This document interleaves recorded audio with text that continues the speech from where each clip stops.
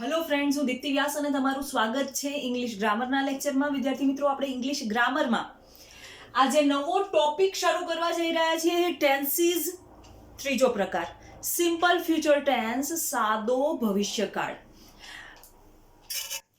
સાદો ભવિષ્યકાળ છે વિદ્યાર્થી મિત્રો.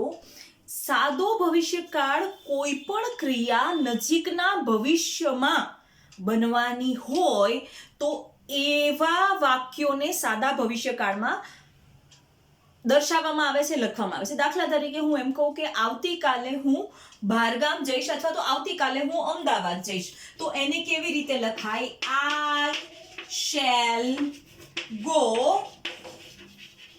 અમદાવાદ. આવતીકાલ માટે TOMORROW. આવતીકાલે હું અમદાવાદ જઈશ. I shall go Ahmedabad tomorrow. તો કોઈ ક્રિયા ભવિષ્યમાં થવાની છે ને, એ ક્રિયા દર્શાવવા માટે અથવા તો લખવા માટે સાદા ભવિષ્યકાળનો ઉપયોગ થાય છે.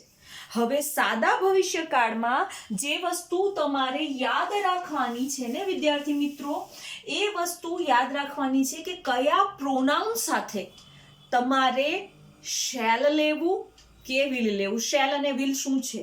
તો શેલ અને વિલ સહાયકારક ક્રિયાપદો છે.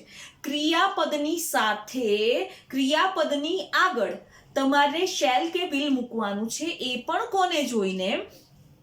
તો ભાઈ પ્રોનાઉનને જોઈને, સબ્જેક્ટને જોઈને.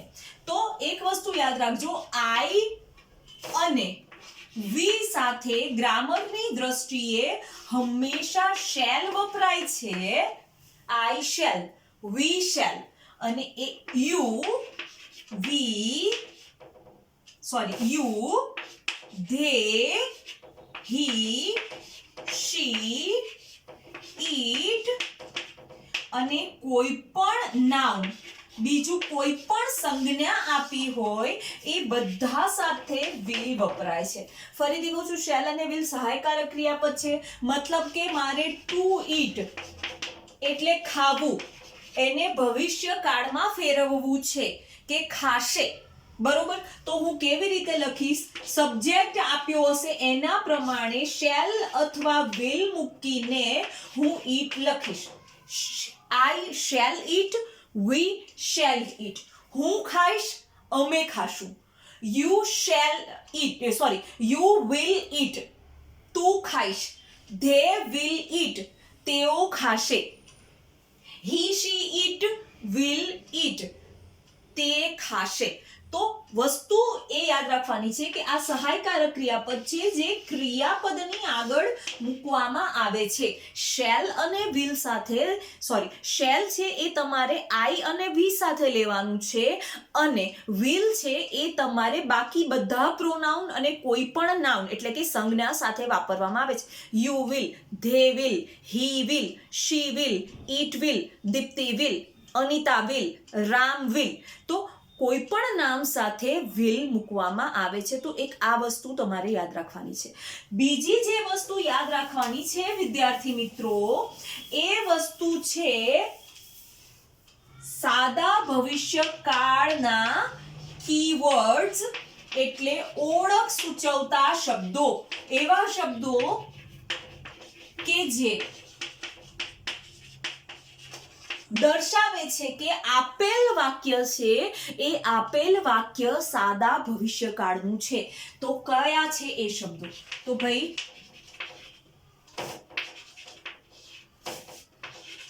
ટુમોરો, આવતીકાલે, ટુનાઇટ, આજે રાત્રે, ધ day after tomorrow, પરમ દિવસે.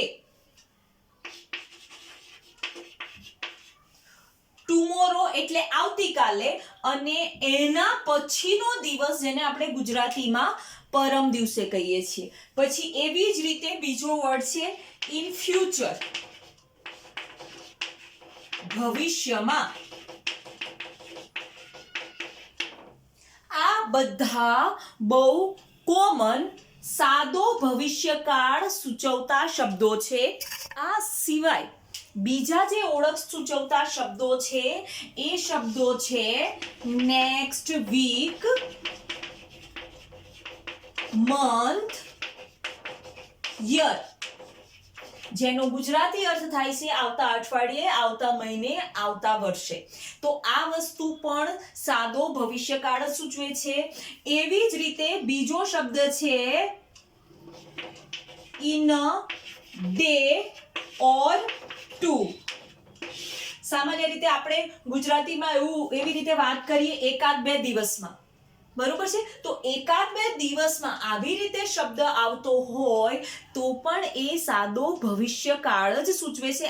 આઈ will be back in a day or two. હું એકાદ બે દિવસમાં પાછો આવી જઈશ. તો આ શબ્દ એકાદ બે દિવસમાં, એકાદ બે અઠવાડિયામાં, એકાદ બે મહિનામાં, તો એ વસ્તુ છે એ સાદો ભવિષ્યકાળ સૂચવે છે. એવી જ રીતે બાય કરીને હું કોઈ પણ સમય લખું છું. બાય 9 PM, 9 વાગ્યા સુધીમાં, બાય 11 o'clock, 11 વાગ્યા સુધીમાં. તો બાય કરીને અહીંયા તમે કોઈ પણ ટાઈમ લખો છો ને જેનો અર્થ થાય સુધીમાં, તો એ પણ ભવિષ્યકાળમાં જ વપરાય. તારું પ્રોજેક્ટ ક્યારે પૂરો થશે? આવતીકાલ સુધીમાં પૂરો થઈ જશે, બાય ટુમોરો. ઓર 12 વાગ્યા સુધીમાં પૂરો થઈ જશે, બાય 12 o'clock. તો એ સુધીમાં બાય કરીને જે સમય આપે છે ને એ પણ ભવિષ્યકાળ જ દર્શાવે છે. એવી જ રીતે એવો એક વર્ડ છે by the end of the week. અઠવાડિયાના અંત સુધીમાં મારો પ્રોજેક્ટ છે એ પ્રોજેક્ટ પૂરો થઈ જશે. તો આ વસ્તુ થઈ ગઈ કીવર્ડ્સ સાદા ભવિષ્યકાળના. ઓકે, નેક્સ્ટ જે શીખવાનું છે વિદ્યાર્થી મિત્રો એ છે સાદા ભવિષ્યકાળની વાક્ય રચના. સૌથી પહેલી વાક્ય રચના છે વિદ્યાર્થી મિત્રો એ છે અફર્મેટિવ સેન્ટેન્સીસ, હકાર વાક્ય રચના. મેં તમને કીધું હતું કે કોઈ પણ વાક્ય રચના છે એ વાક્ય રચનાની સિક્વન્સ આ રીતે જશે. પહેલો સબ્જેક્ટ હશે, પછી વર્બ હશે, પછી ઓબ્જેક્ટ હશે અને પછી અધર વર્ડ હશે. આ વાક્ય રચના કર્તરી વાક્યો છે, એક્ટિવ વોઇસ છે, એમાં આ જ રીતે હોય. કર્તરી એક્ટિવ એટલે જેમાં સૌથી પહેલો સબ્જેક્ટ આવતું હોય, સૌથી પહેલું નામ કોઈ સબ્જેક્ટનું આવતું હોય, એના પછી વર્બ એટલે કે ક્રિયાપદ આવતું હોય, એના પછી ઓબ્જેક્ટ એટલે કે કર્મ આવતું હોય, એના પછી અધર વર્ડ આવતા હોય.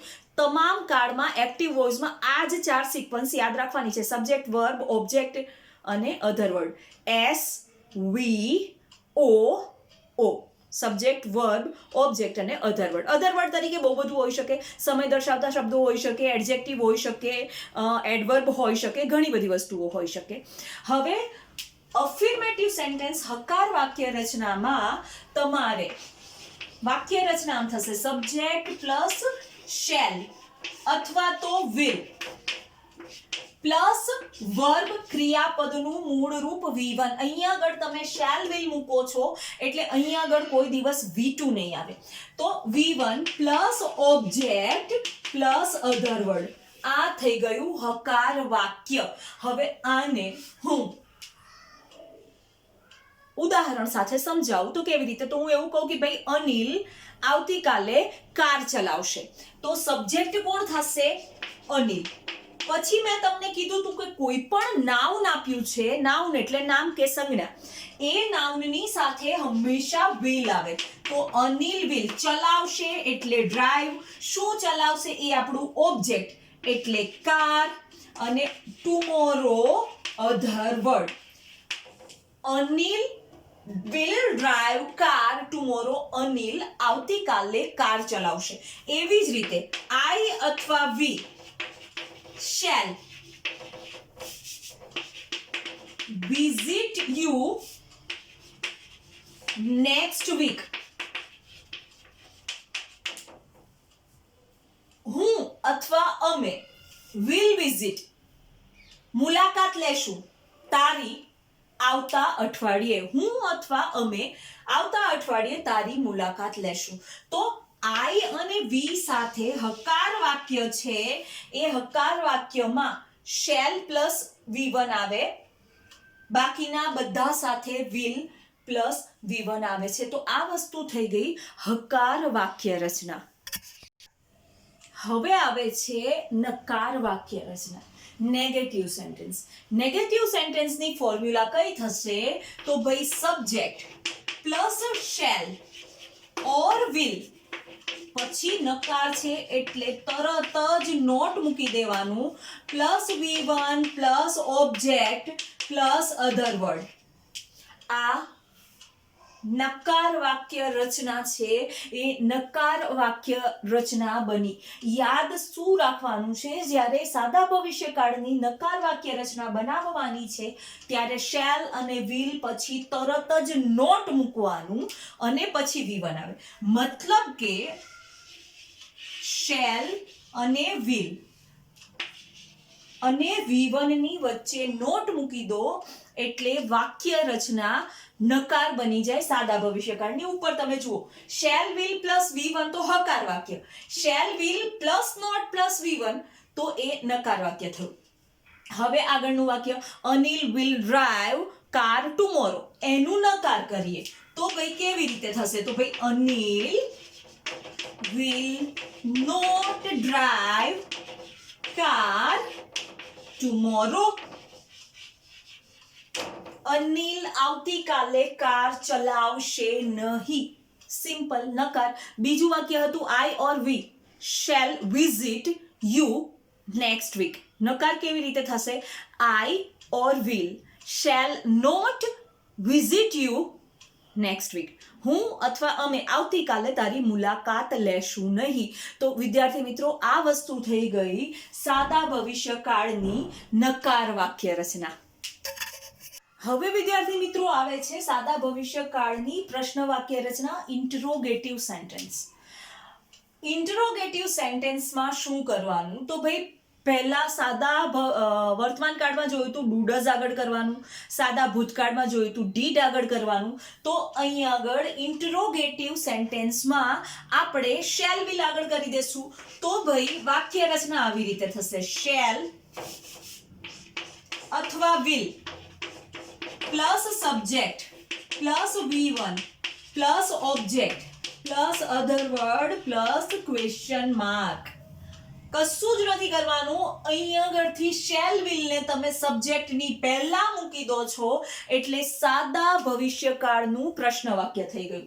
હવે વાત આમ હતી કે ભાઈ Anil will drive car tomorrow.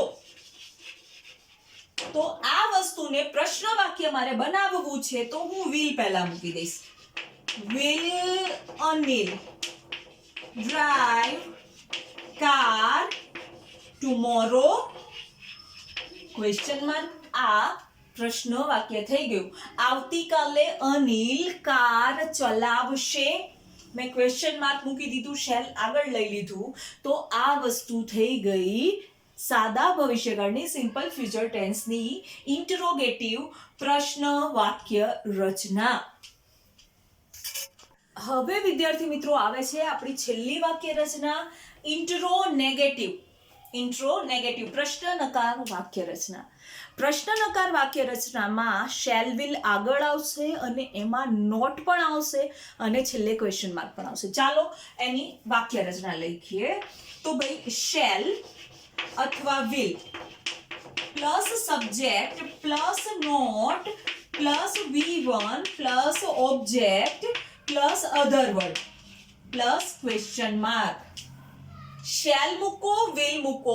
કોને જોઈને મૂકવાનું? તો ભાઈ સબ્જેક્ટને જોઈને, અને પછી તરત જ નોટ મૂકવાનું, પછી V1 પછી ઓબ્જેક્ટ અને પછી અધર વર્ડ. આપણું વાક્ય હતું અનિલ શેલ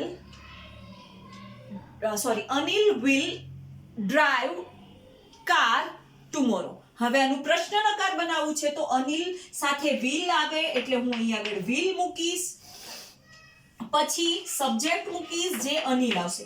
વિલ અનિલ, પ્રશ્ન નકાર છે એટલે નોટ, પછી ક્રિયાપદ V1 drive, object car, tomorrow question mark. Will Anil not drive a car tomorrow. શું અનિલ આવતીકાલે કાર નહીં ચલાવે. તો આ વસ્તુ થઈ ગઈ પ્રશ્ન નકાર વાક્ય. શેલ વિલ આગળ અને વાક્યની અંદર નોટ અને પાછળ ક્વેશ્ચન માર્ક. તો એ થઈ ગયું પ્રશ્ન નકાર વાક્ય. તો વિદ્યાર્થી મિત્રો, આ થઈ ગઈ સાદા ભવિષ્યકાળની વાક્ય રચનાઓ. Affirmative sentence subject plus shall or will plus V1 plus object plus other word. નેગેટિવમાં subject plus shall or will plus not plus V1 plus object plus other word.